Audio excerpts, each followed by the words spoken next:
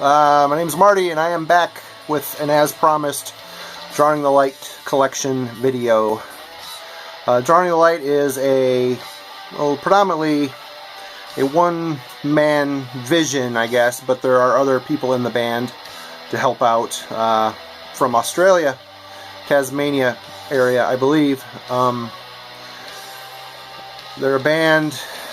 I've always been a follower of underground black metal, and I heard Drowning the Light's Alignment of Dead Stars, I think it was. Really enjoyed it, and they're one of those bands that I question why I collect them. I mean, for some reason they've got an atmosphere that I feel is very unique to a lot of other bands in the black metal scene. Maybe that's just because of their location in the world, but for some reason they appeal to the collector scum in me, if that makes any sense. And even though some albums have not been close to as good as the ones that I do enjoy, I still buy their stuff, and I keep on buying their stuff. So anyway, I'm just going to get started. I've got a pretty good stack. I don't have by any means their whole discography, as it is quite extensive. But starting off, Drawing the Light's To the End of Time cassette. Dub tape. This thing pulls out into a poster.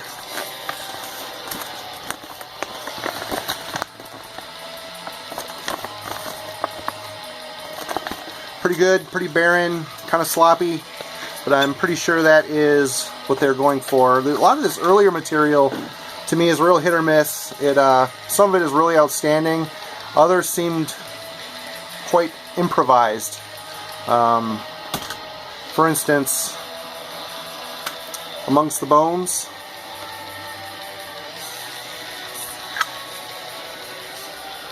And Long Forgotten in the Shadows. These are compilation CDs put out by Ray's Soul Productions, which is the guy behind Ominous Domain Distribution. Both CDs contain rehearsal, demo, a couple unreleased songs here and there, and a bunch of material that was on splits. I have some of them, which I'll show you on vinyl here in a little bit. But again, talking about the improv stuff, the rehearsals sound very improvised to me, and at times it's just very hard to listen to. I need more formed, thought out music, I guess. But again, I still buy the stuff, and I still find something in them to keep me buying their material. Drowned, early material, early album. Really muddy production, but the songs are good. It's a good album. This is a reissue. Obscure Abhorrence.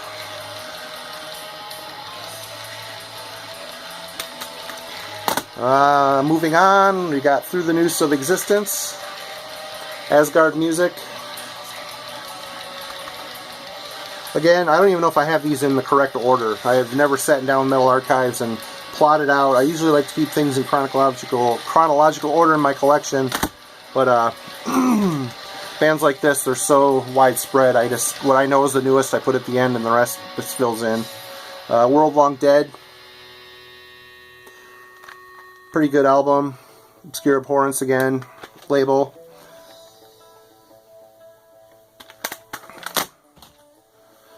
Serpent's Reign.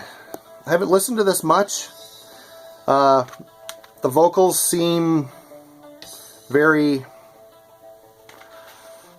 I don't even know if he's saying words, to be honest with you, and it kind of annoys me. This is one of the albums, if it's the one I'm thinking of, that isn't as desirable as their later stuff. Alignment of Dead Stars, here again, is the one that I initially got me into the band. Very good atmosphere, very cold sounding guitars. The riffs are very churning.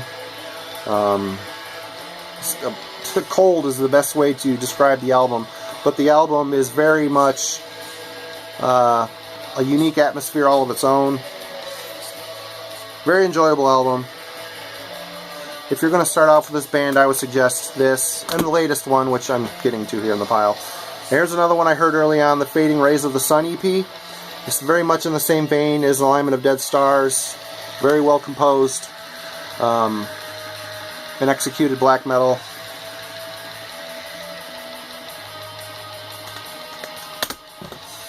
Here is a split, Drawing the Light and Vampiric Blood. Drowning in the Vampiric Sacrament of the Immortals.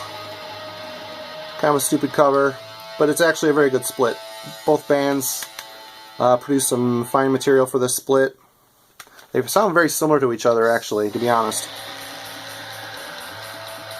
So the split has a very good cohesion to it. Oceans of Eternity. This is not the latest, but the one leading up to the latest album, and it's a good album. My problem with it is it's a bit too long. By the end of it, I'm really ready for something else to be on again. This band does what they do very well, but I guess I like it in smaller doses. Here is the latest album, Drawing the Light from the Abyss. This is actually an amazing record. For their entire discography, this is right up there at the top. Really can't see it very well. Very good album. They really thought about the songs. It's a good length. Does not get boring or tedious. Moving on to vinyl. The Land of the Dead Sun, 10-inch. Apparently he went up to Finland, hung out with some guys up there, and they wrote a 10-inch. And I think there's also some live stuff on here of the lineup. Yeah, Shatrog from Horna is in this lineup, actually. I don't believe there is. There is. Insert.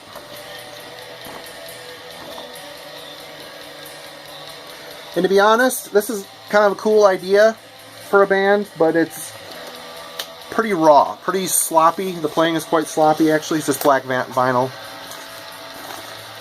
I'm glad I have it, but it's not something I'm pulling out all the time. Fading Rays of the Sun, 10-inch. Like the CD so much, I end up getting the 10-inch of it.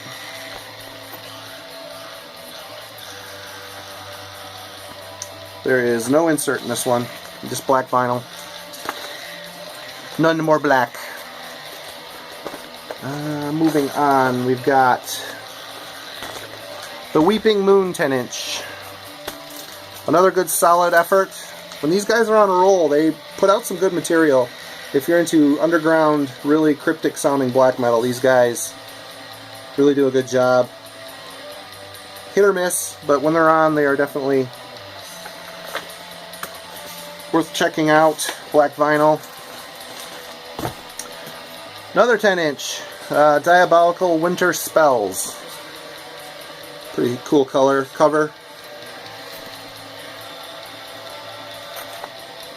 No insert. Black vinyl. Another 10-inch, Lost Kingdom of a Dark Age. Have not listened to this one much, so I really can't tell you much about it. Black vinyl.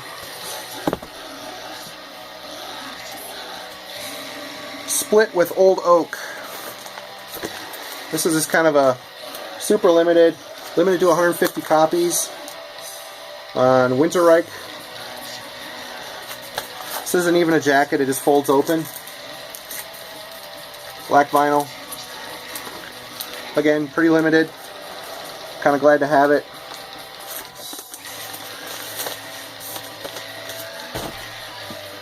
Next album is The Master's Empire.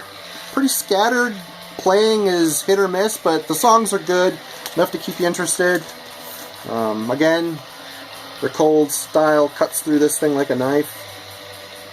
This is on Zyklon B Productions, copy 57 out of 300. Black vinyl. I don't know if there's an insert in this one. I don't think there is. There is not an insert. Next one, Gatefold, A Pact with Madness. On Obscure Abhorrence.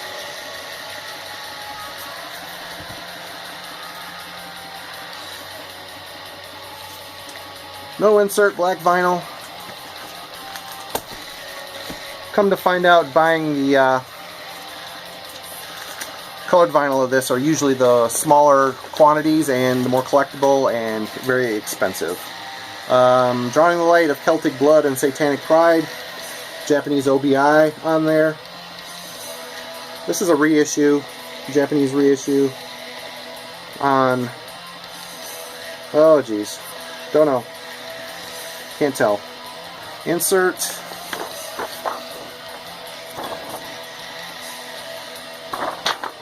It's a good album, sloppy but solid.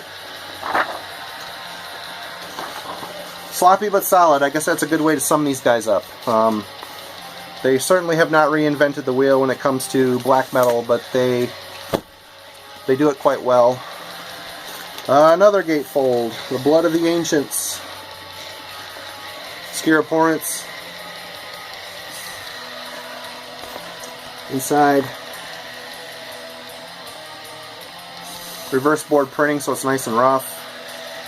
No insert, black vinyl.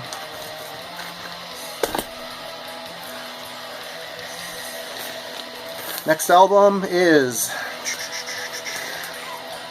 Catacombs of Blood. Pretty twisted album cover.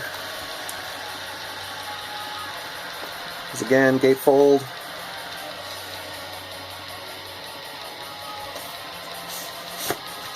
Obscure Abhorrence.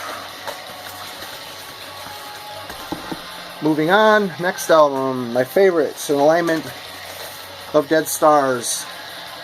This comes with a bonus, a demo as a bonus. 2 LP set. Inside.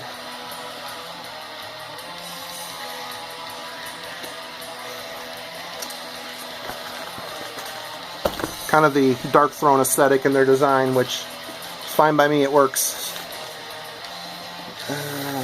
Path of the Lunar Cult Empire. This is a split with Empire of Therapithia.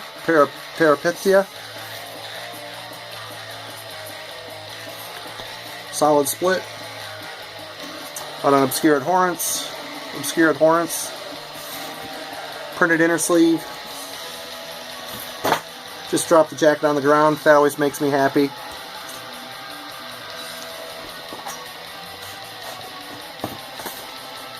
Black vinyl.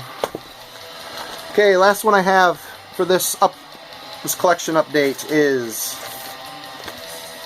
Circle of Ouroboros. Circle of Ouroboros, and Drawing the Light Moon Flares.